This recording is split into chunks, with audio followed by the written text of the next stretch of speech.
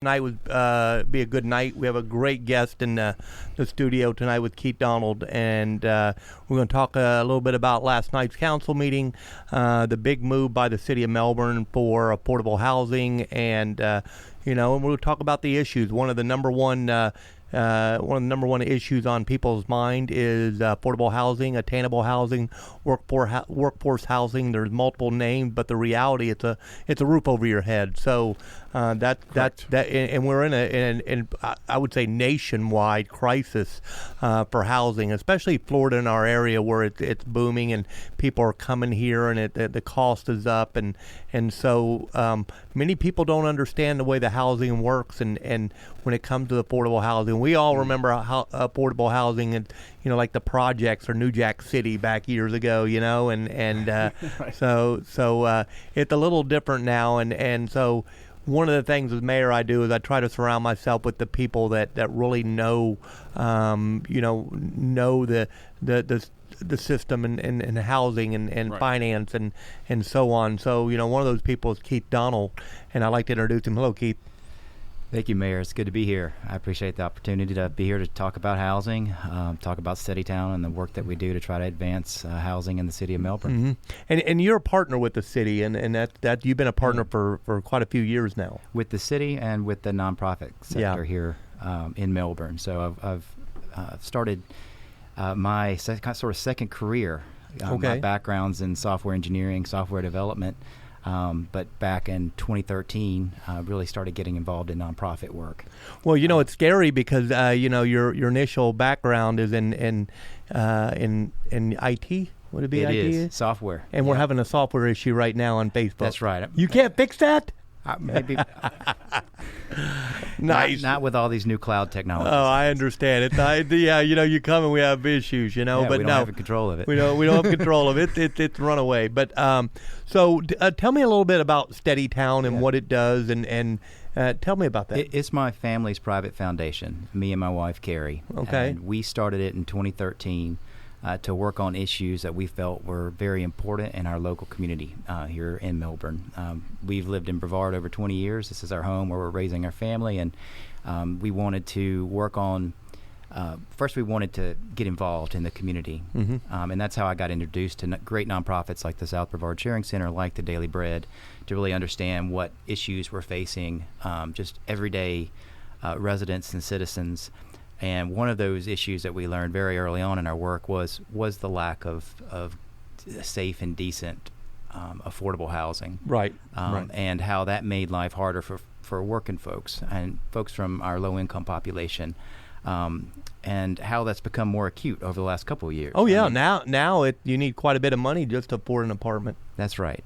So early on, I did a lot of volunteering with the South Brevard Sharing Center, hearing those stories, hearing stories about seniors being priced out of their homes because maybe an apartment was built and it was affordable for a while, but then it was sold and it was converted and the rents were increased. And that makes life tougher for folks. Yeah. So we really saw a need to work in partnership with the city and with the nonprofit sector to build more affordable housing that would be dedicated for folks that were lower income and dedicated for the long term. And that's how I got involved in a project like Heritage Park, trying to make something like that happen, which and so that's an affordable development that was financed in 2018, that was came online in 2021, and it created 108 units of affordable housing that are dedicated for 50 years. So we know it's going to be there. It's being managed by a nonprofit. It's mission-based. I see a lot of value in projects like that because we know that housing is going to be there. It's going to be available to working folks. They just need a safe and decent and affordable place to live. What I find interesting about Heritage Park, and if you put up the picture, did something here in Melbourne. It's absolutely gorgeous. If you were to look at this, and it doesn't look like, it's not your typical affordable housing. If you were to look at that, you could that could be luxury apartments. If you look at it, it's a beautiful place, and that's in Melbourne. And that was just like you said, just went online. Yep, it's 108 units. That's a $13 million building, and it's a diverse community. So you have folks living there, earning $20, $25 an hour, working in manufacturing, working maybe as a small business owner, and you've got folks that are on fixed incomes that are extremely low income, that now have a safe place to live, that may have been at risk of homelessness at some point. And that's what we really, when we got into understanding what makes a vibrant community, being able to build units that offer a mix, to be able to serve, because the need is great, whether you're making $11 an hour and you need a place to live, or you're making even $20 an hour. Rents have gone up 30% in the last 2 years. The average rent for a 2-bedroom is around $1,700. Wow. That's hard to swing that. So at Heritage, the rents are priced at those different income levels. So if you're making around $20 an hour, you might be paying $1,000 a month for rent. If you're in a range from $11 to $15 an hour, you might be paying $750 a month. And if you're extremely low income, it might be lower than that. Right. But it's affordable based on your income, and there's a mix of units priced at the 4 different income levels. I think what we learn now, especially as me as mayor, what I learned now is that, anything like this could happen in regards to rents and, the escalation.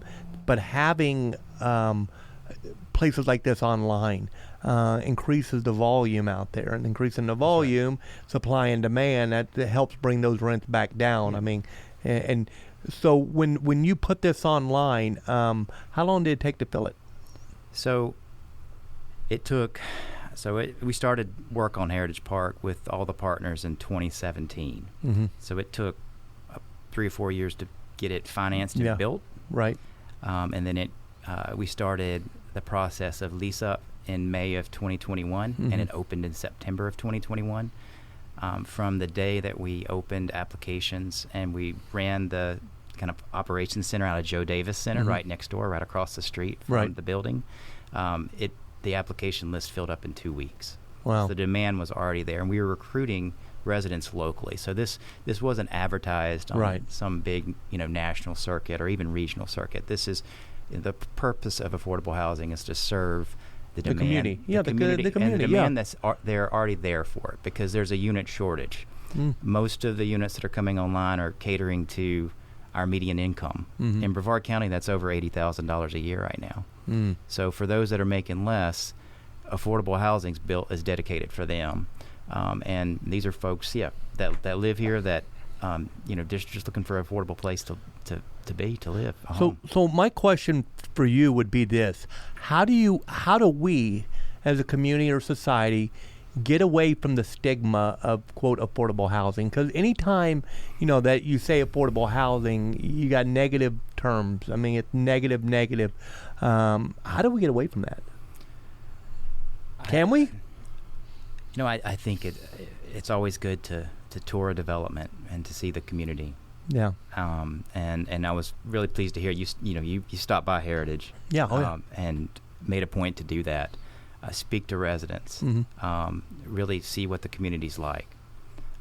These are regular, decent folks. Oh yeah, they're regular people, just like you and I. That are longtime Brevard County and Melbourne residents that take pride in their community, that are working folks. And everybody goes through hard times from time to time. Sure. And for that, you've got great agencies that provide good support to help folks work through problems with the help of their friends and family, when tough times do come. But again, I think it's important when you build community to build diversity, to serve a range of folks and from all kinds of different backgrounds. So I can tell you, there's folks working in manufacturing and landscaping and healthcare, in public service, living at Heritage Park. There are seniors, there are retirees that serve as role models for younger adult families and single moms. It's a diverse community, and I think that's part of it is building that diversity in the design, and also just when you have the opportunity to visit a development that's doing it well and is well run, do so. And one of the things that was brought up last night, I was pretty impressed, but that Heritage Park recently won the Keep Brevard Beautiful award. Yes, it did. It did. So one of my passions. So with Steadytown, we learned. I came to the conclusion a couple of issues are very important to Carrie and I that we want to work on. that give us meaning for this kind of second phase of our careers. One is affordable housing. The other is environment and water. Sure. And so Heritage is a unique project because it's on 15 acres of land. So when we worked with our partners on the design, we wanted to preserve as much of that green space as possible. Yeah. And we want to incorporate features like a large rain garden in the design of the stormwater engineering, a fully native landscape. It's beautiful. Yeah, it because is. that went into the planning, and that was something that we were passionate about making an investment in. And I think that adds to the community. Folks, it definitely makes the community cooler during the summer because there's less pavement and more green space. But certainly, it's therapy for me, nature and appreciating, the just natural beauty of Florida, and incorporating that into the design of some of these developments. We tried to do that at Heritage. Well, I will say I've seen the evolution over the last couple of years of what you've accomplished, and last night was kind of a testament of really you and what your team has done for the affordable housing. Initially, as we, I tried about 2 years ago. We got some of the CARES Act money, and one of the things I believe was that, we needed a comprehensive facility regional wide, to address some of the, homelessness, mental health issues, et cetera. I still believe we need it, but something like that needs, it's not cheap. You need the funding from multiple cities. You need it from state partners, county partners. There's no way a city, any single entity is going to, burden that. That's right. You can't. I mean, financially, you wish you could, but you can't. And what we noticed even over the last 2 years, that housing has really went from kind of being near the number one, if not number one, to like off the chart. That's right. There's nothing, I mean, you can't, right now, if you were to say what's more important, housing or the lagoon, people will say lagoon and people yell housing. And so really, this has evolved to the point where we had money sitting there. What last night our council chose was to put $4 million of CARES Act money toward affordable housing. We awarded a couple of the $500,000 grants. The South Boulevard Habitat for Humanity was one of them, but the other one for a similar project to this. Now, there's something that just came down the state pipeline, and you're familiar with it. It's called the Live Local Act. And what the state has done, and I'll pull it up here because it's pretty extensive, but put a substantial amount of money, I think it's $1.5 billion over 10 years toward affordable housing and those initiatives. But it requires cities to do certain things and make land that we don't use available for affordable housing and kind of post it on a website. The list is pretty long. Right. You can bypass zoning.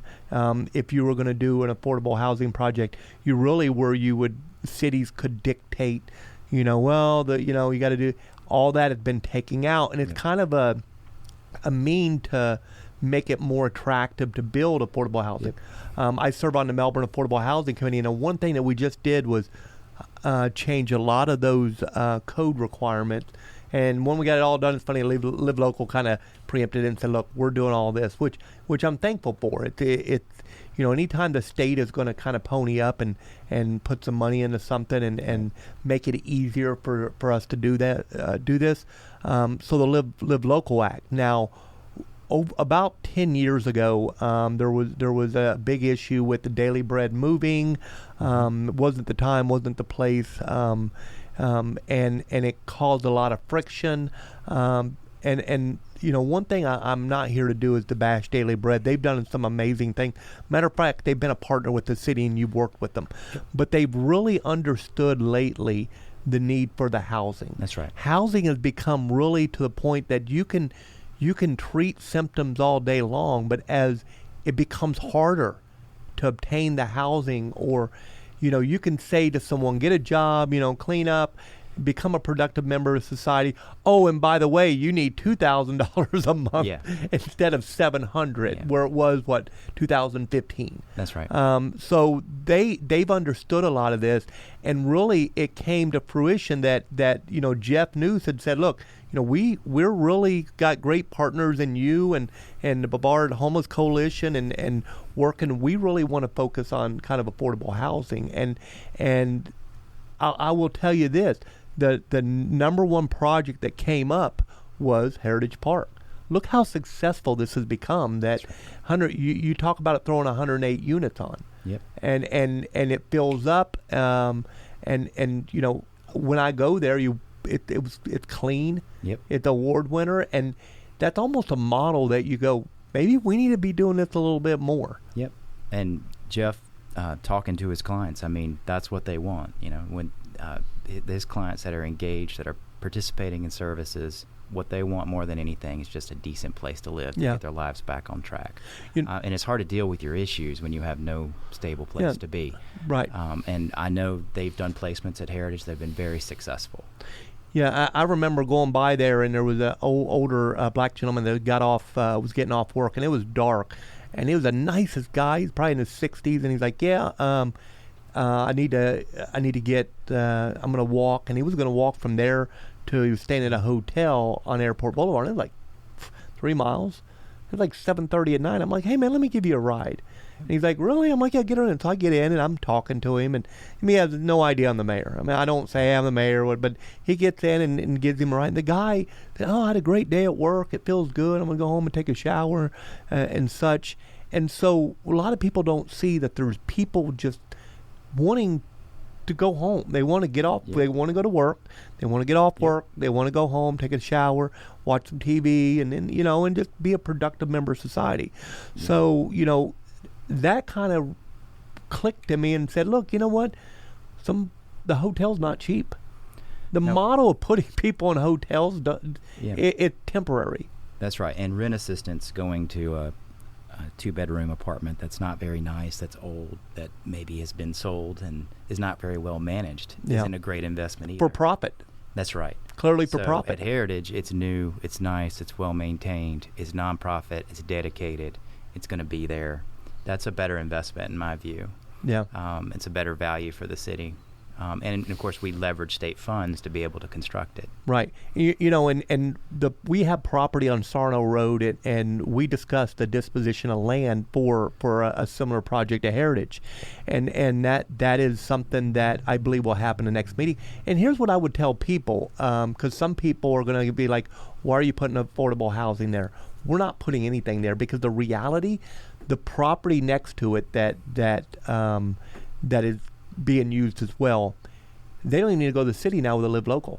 Mm-hmm. And I would tell people, it gives a city, not only will we donate land we're not going to use, but it gives a city the ability to maybe put some conditions on the property we're giving out that ensures the citizens, it gives them this reassurance that, look, you're not having a daily bread, or you don't have the bad, because everybody sees the negative, and the negative's real. I'm just going to be frank. I talked to, but that's an outdated model to the point where they understand that 33 years is hard to do something. It's hard to even hold a job the same job for 33 years. Things change. If I was to ask anybody that's been in software, computers, police work, has your industry changed in 33 years? Absolutely. I mean, the cloud, AI, very much. And it's changed. So that the thought process now is, focusing on the affordable housing aspect, having the right organizations like yourself to manage them, the nonprofits to run it. I'm a firm believer that government doesn't do things well. The nonprofits will leverage dollars. The return on investment is much higher with the volunteers. For example, the downtown Melbourne Main Street, I mean, they have probably around 250 volunteers throughout the year. What would that cost the city? How many volunteers do you deal with? Quite a few. I mean, that's the strength of Daily Bread for its 30 years history. And you know, they've done a lot of great things, and I see now that, you know, and they are closing.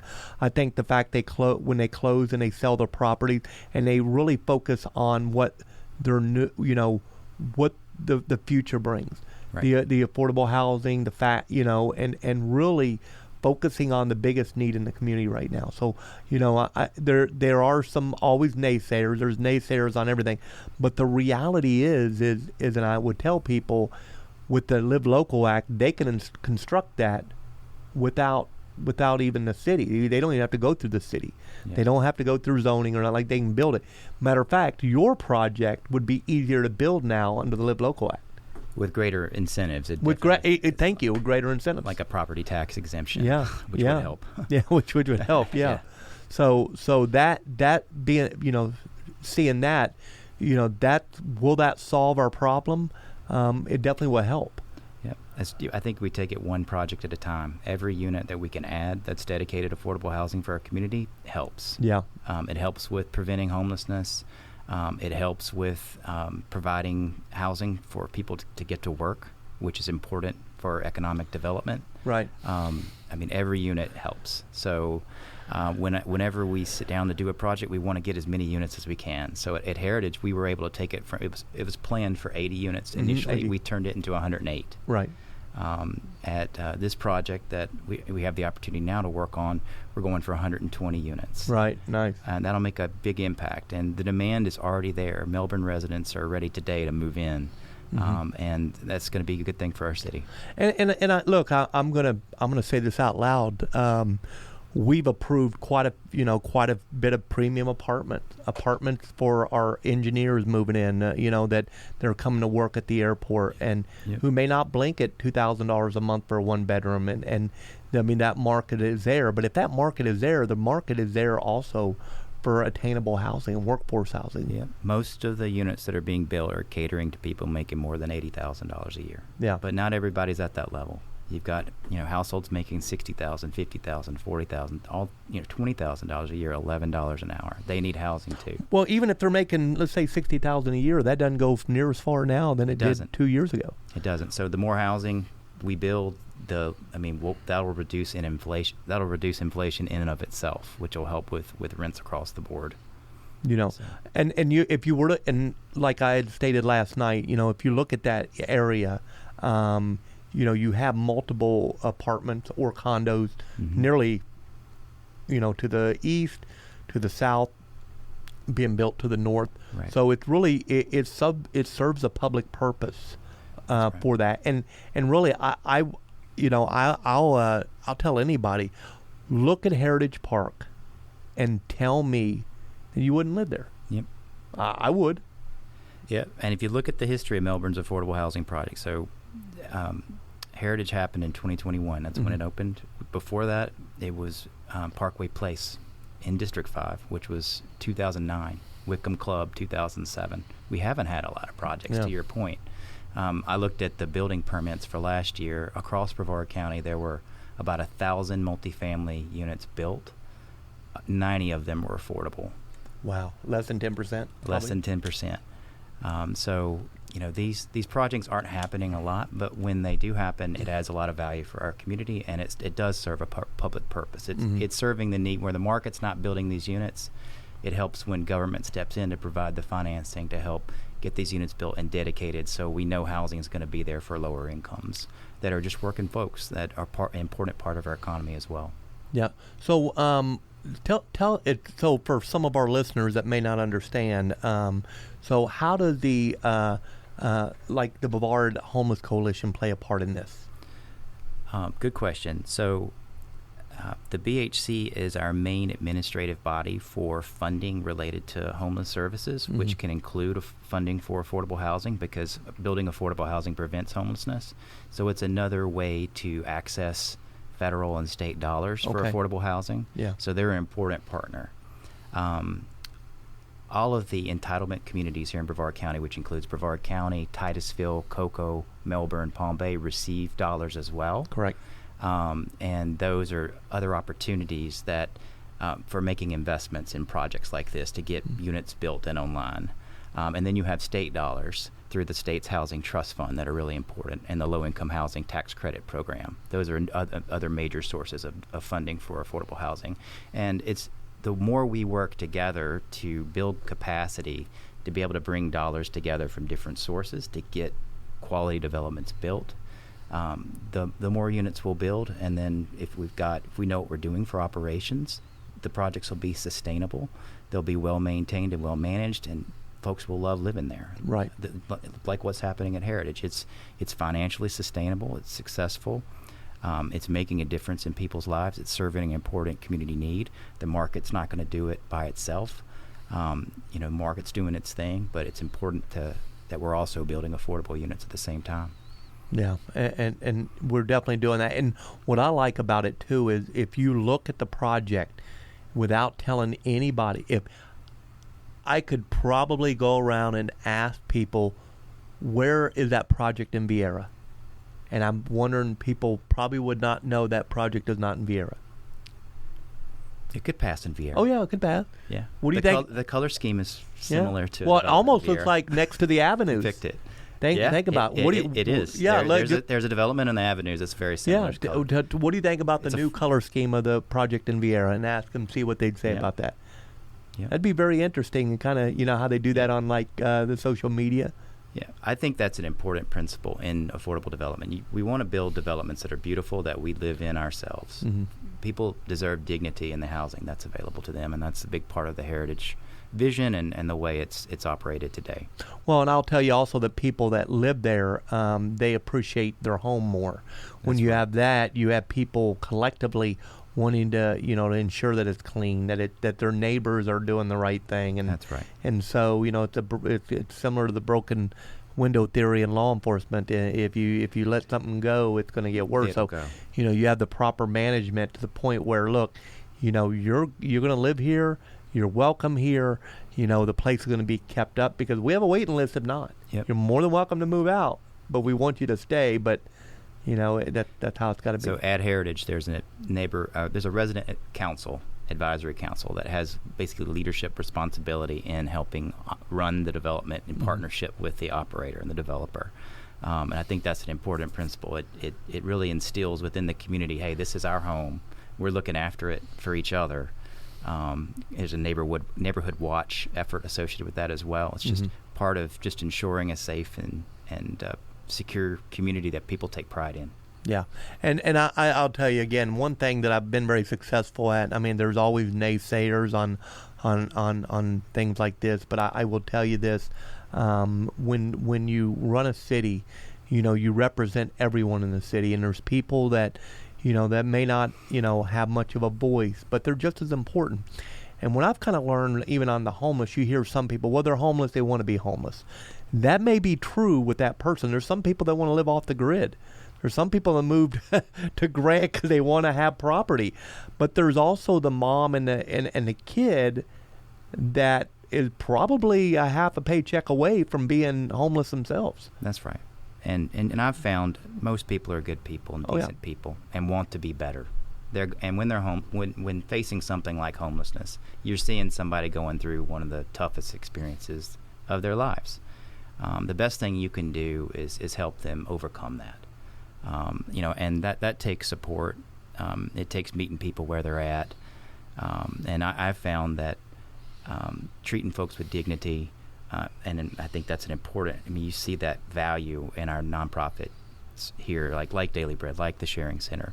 Folks are treated with dignity despite going through some tough circumstances, and most people are going to get through it and be better on the other side of it.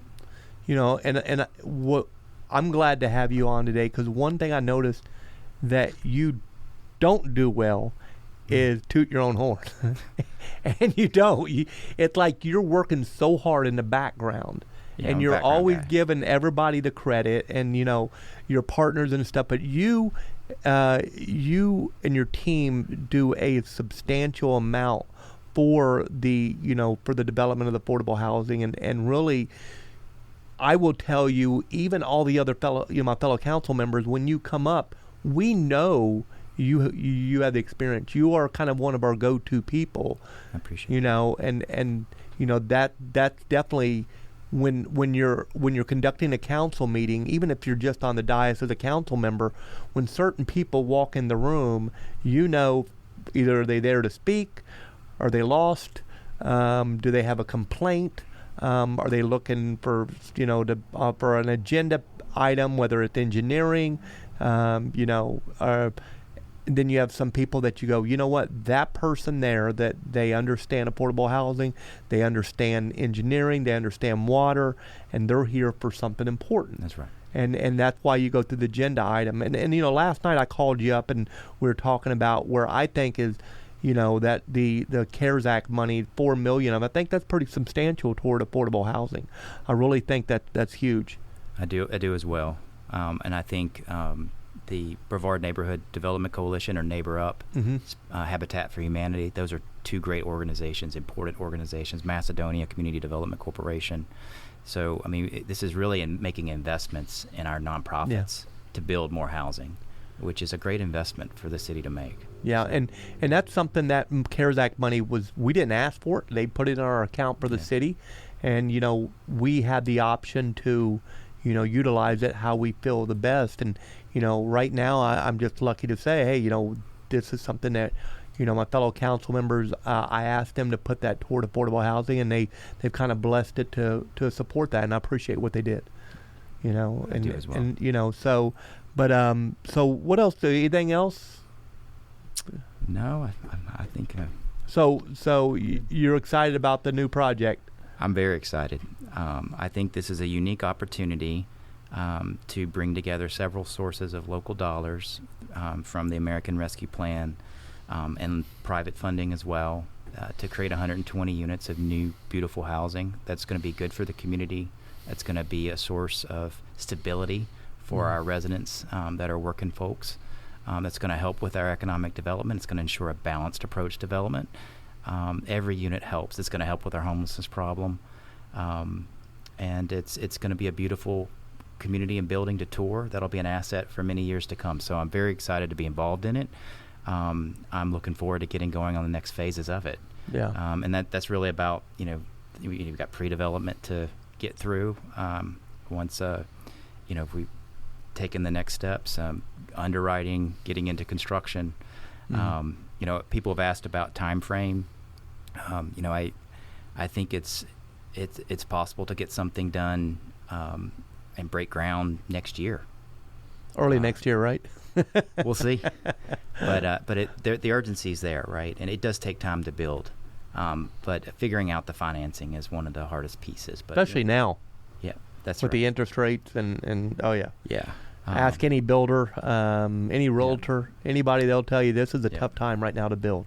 But we know we need the units yesterday. So, yeah, we do. So we try to approach it with a sense of urgency. And I do take that seriously.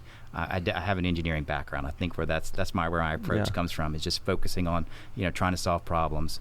This is a great opportunity to do something that'll make a major lasting impact for the city, and I'm privileged and proud to be a part of it.